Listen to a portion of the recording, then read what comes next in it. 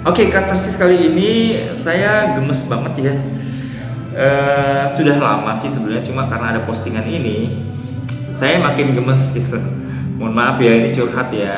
Jadi seorang filsuf nih, seorang cendekia, seorang pemikir dan konon bijak gitu ya. Dia menyindir pemikiran idealis yang menganggap kebahagiaan bisa dicapai tanpa mempertimbangkan aspek material. Dia nggak setuju lah kalau kebahagiaan itu tidak mempertimbangkan aspek material. Dia bilang itu suatu keakuan spiritual, dia bilang itu suatu kesombongan. Dia bilang kebahagiaan di dunia nyata seringkali terkait dengan kebutuhan dasar yang hanya bisa dipenuhi dengan uang. Nah, menurut saya pemikiran sang filsuf ini menyesatkan dan dia tidak bisa membedakan antara kebahagiaan dan kesenangan. Pingin banget deh diskusi gitu, karena sekarang tuh semakin banyak orang terintimidasi dengan tidak punya uang gitu, semakin banyak orang miskin. Begini, uang itu ranahnya kan kesenangan lah untuk kita bisa memenuhi kebutuhan hidup, merasa aman, merasa nyaman, itu kesenangan. Tolong dibedakan.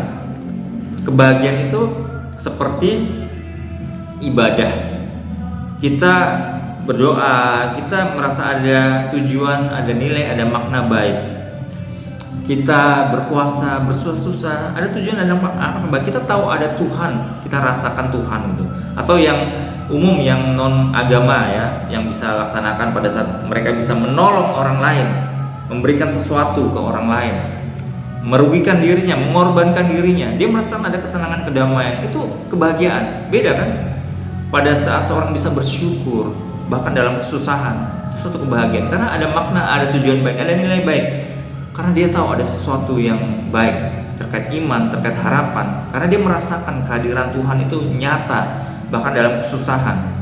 Nah, orang miskin itu ya bisa tetap bahagia kalau orang itu tetap berjuang, dia telah berusaha, dia rajin sekali berjuang dalam hidupnya.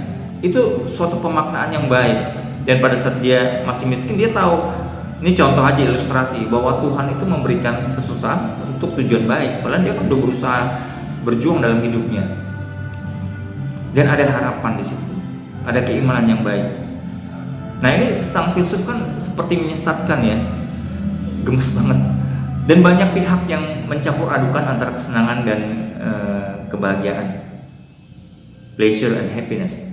Di rumah belajar bersama itu di Best Film Achievement dijelaskan dengan detail. Nanti deskripsinya ada di bawah terkait artikelnya, bisa dibaca. Silakan memberi komentar bila melihat video ini. Semoga menjadi suatu kebermaknaan yang mencerahkan pikiran dan hati, mendatangkan kebahagiaan.